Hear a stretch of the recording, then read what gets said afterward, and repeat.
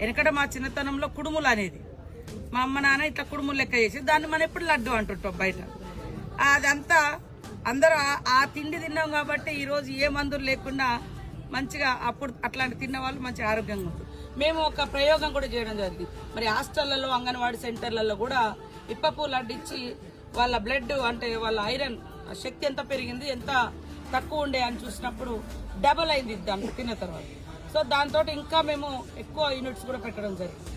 ఏ అవకాశం వచ్చినా ఏ బిజినెస్ వచ్చినా వాళ్ళకి అందజేయాలనే ఉద్దేశంతో మహిళలకు మరి షాప్ పెట్టడం జరిగింది.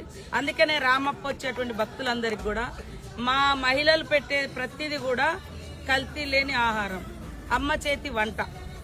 మన ఇంట్లో మన పిల్లల కోసం ఎట్లయితే మంచిగా వండి పెట్టుకుంటామో ఆ రుచికరమైన ఆహారాన్ని ఇక్కడ షాపులలో కూడా ఇవ్వడం మూలంగా, హోటల్స్లలో మనం పెట్టుకునే బిజినెస్ ఇవ్వడం మూలంగా వాళ్ళకు రుచి దొరుకుతుంది, ఆరోగ్యం ఉంటుంది, మీకు కూడా ఆదాయం వస్తుంది.